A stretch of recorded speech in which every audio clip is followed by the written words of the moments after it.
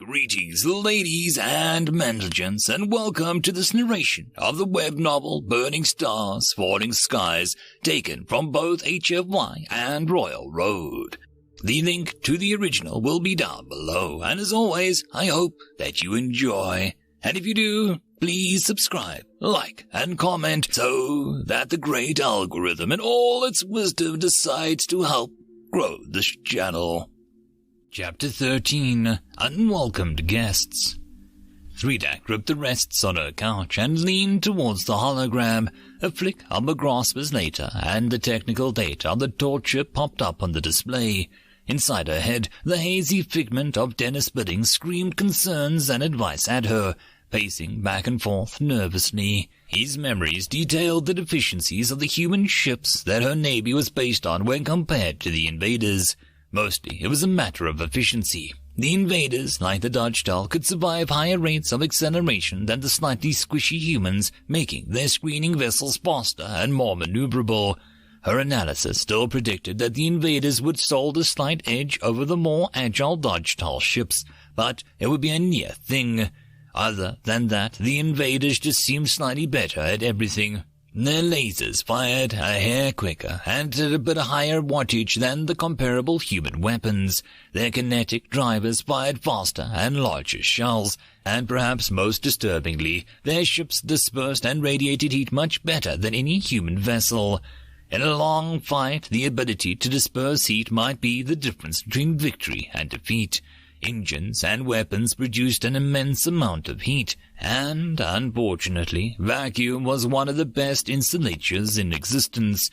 Every ship in the Navy armed radiators to help prevent heat buildup, but as the ranges between vessels closed, even an armored radiator became an easy target.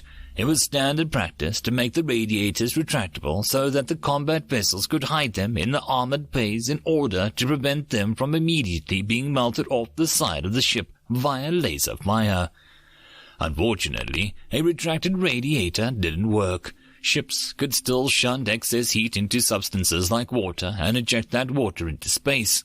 In fact, many military ships used puffs of superheated steam for maneuvering thrusters rather than inert gases for the exact reason. Still, both Katash and Thirg were concerned that their ships had a shorter combat window at full effectiveness than their enemies. "This is Imperial Commander Lakshia of the Ashley Koning." Katash's voice spoke again from the intercom. Thirg felt the calm slip over her as she heard her daughter's voice, clipped and professional.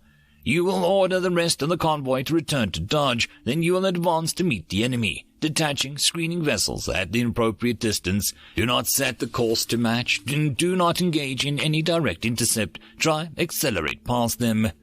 Thirg waited, her tail flicking nervously in the sterile, climate-controlled air of her office. After just over a minute of lag, the time it took for Katash's orders to travel to the Ashley Koning, Captain Lakshia, to listen to them and respond back, the response came. "Acknowledged, Admiral Katash." Lakshia was the smaller Ltwz, almost cobalt in color, as Thirg recalled her. Her voice was high-pitched and warbled slightly as the breath passed over her neck pouches when she was agitated. Right now, her voice was almost indecipherable through the high-pitched buzz. "Please confirm that you want us to accelerate past the enemy ships. Holding range and maneuvering defensively would let us maintain our optimal engagement envelope." "That is confirmed, Captain," Katash replied immediately, her voice as calm despite the panic beginning to fill Meridian Station. "You appear to be outnumbered 3-1 by the invaders. If they truly have 3 torch ships, your chances of winning toe-to-toe battle are minimal. Your only chances are getting out of there alive is to get enough momentum that they cannot pursue you as you fly past. At this point, your primary objective is drawing the enemy away from the convoy. The Ashley Koning's survival is secondary, and the survival of your screening vessels is considered unlikely." Then came the wait. Thirg coughed into a grasper, each spasm of her lungs causing her neck pouches to flutter weakly.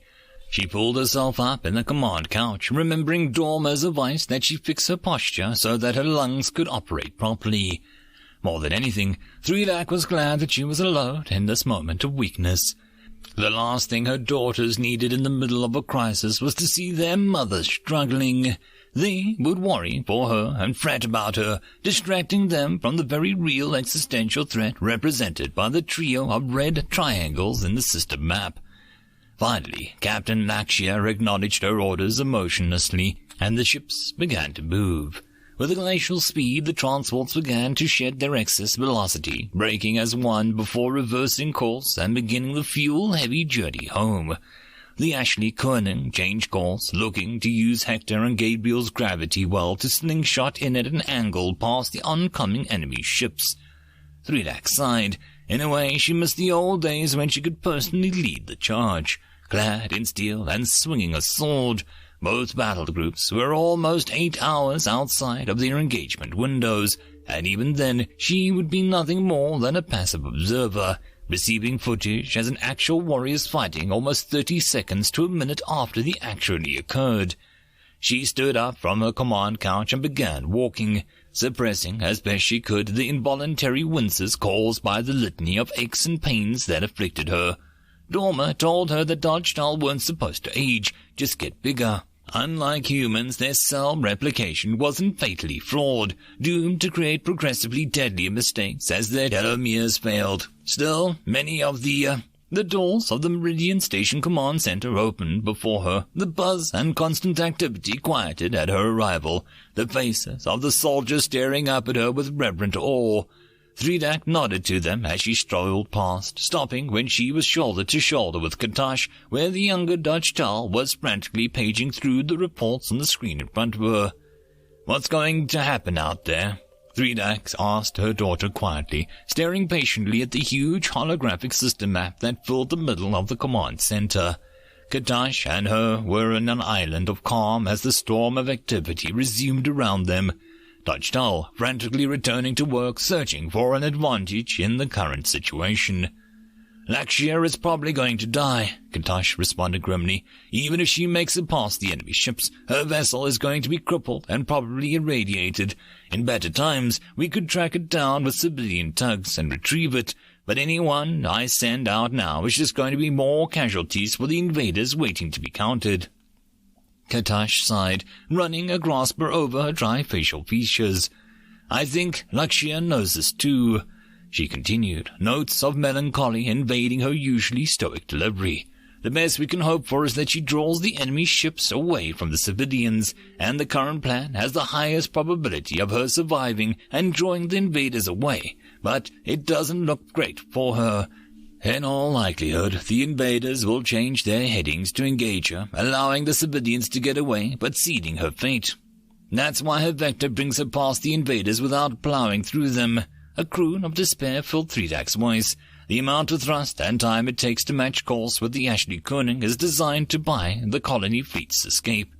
She paused, looking up at her daughter. Her tongue tasted metallic air in the command room. "How do we know what the invaders will pursue?" she asked quietly. "What do we do if they ignore LanScaper and just attack the fleet? If that happens, we lose even more daughters and sisters." Katash's membranes nictated over her eyes, her voice resolute. "It shouldn't, though. The invaders weren't ones to ignore a challenge to their might. Once the Koenig opens fire on them, they'll pursue. They always do." They sat in silence, Threedak suppressing the occasional need to cough. As time ticked down, after an hour or so passed, orderlies came into the command center, passing out meals of freeze-dried meat. Technically, the shift changed, but none of the DrakeBear shifted from their couches. On the screen, the green and red dots drifted closer together with an almost glacial inevitability. Even before they closed into weapons range, the invaders' vessels began adjusting their course to intercept the Ashley Koenig. When the ships were almost 45 minutes away from each other, the intercom stirred. "This is Captain LanScaper." Grim determination had replaced the high-pitched anxiety in her voice. "We are detaching screening vessels and prepared to engage now. We will continue to broadcast as long as we can. If anything..." The gentle hiss imparted the transmission by background radiation continued, but LanScaper stopped. Silence filled the command center. "Make sure our daughters know," LanScaper finished, her voice heavy. "I want you to make sure that they know that this was for them." Threedak put a grasper on Katash's shoulder, shaking her head briefly. She leaned forward, pressing the transmission button on Katash's command couch. "This is the Empress," she spoke, her tail flicking in agitation. "I'll make sure that they know what their mothers did." The command center waited in silence. 2 minutes passed, much longer than the delay from lightspeed transmission could justify. "Thank you, Empress," Lakshya replied quietly. "Thank you for everything."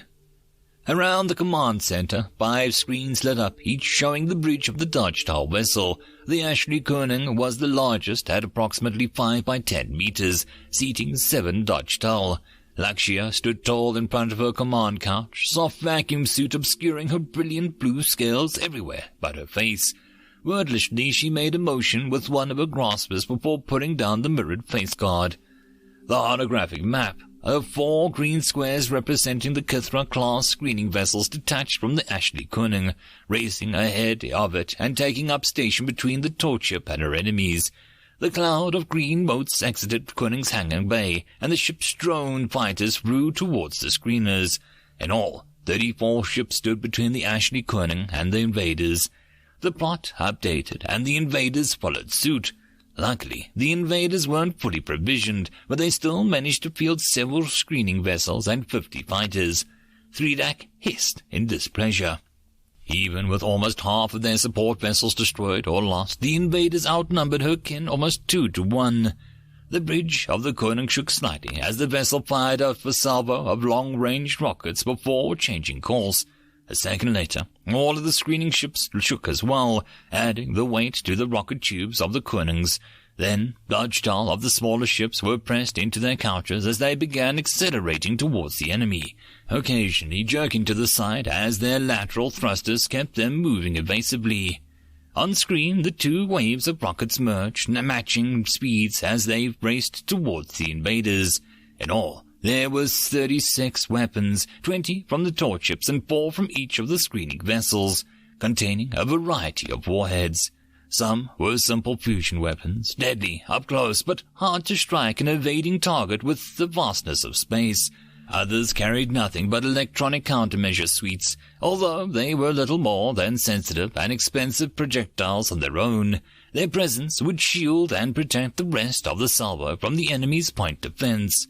The remaining majority of the rockets carried laser warheads. Technically, they were nuclear weapons, but they came with aiming mechanisms and control rods that would direct the usually unfocused radiation from a nuclear blast into the coherent and deadly stream of X-rays. The laser warheads weren't nearly as deadly as the direct fusion blast, but they could strike opponents from much further out at the speed of light, minimizing the defender's ability to shoot them down with point defense or dodge. The invaders fired their own wave of rockets, 90, Thirg commenced. The invaders traditionally didn't put rockets on their screening vessels, instead using the space for closer-ranged weapons. They made up for it with 30 tubes per torchship, and by the look of the plot, all of them were in working order. Both sides continued firing, 3 salvos from the invaders and 7 from the DrakeBear. It was possible that the invaders were saving ammunition for future encounters, but the DrakeBear didn't have that luxury. Each rocket save was just one more that could blow up in a magazine from an unlucky hit. Then the first stages of both sets of rockets gutted out of the weapons went ballistic. In a couple of seconds, both clusters of rockets would enter the final stage, igniting the higher performance engines to draw close to the enemies and unleash their deadly payloads. The DrakeBear vessels took advantage of a lull in the invaders' guidance systems and full evasive. On the bridge of each ship, all of the DrakeBear were now pressed deep into the command couches as their ships danced and juked, trying to prevent enemy weapons from closing in on them. Thirg knew that even now suits were restricting blood flow to their legs and tails, attempting to keep the crew conscious while the cushioned walls of their couches prevented them from being bruised and injured. In the command center, silence reigned. Thirg held her breath, steeling herself for the chaos when the rockets struck. End of chapter. And that, my friends, concludes this video. I hope that you enjoyed. If you enjoyed the story, please follow the link down below and let the author know. If you wish to support this channel, you can do all the usual YouTube gumph, like subscribing, following, and, more importantly, sharing. All of these things do help the channel grow. If you wish to do more, there are links for donations, Patreon, and channel memberships as well. And until the next time, I hope that you all have a wonderful one. I'll see you in the next video. Cheers.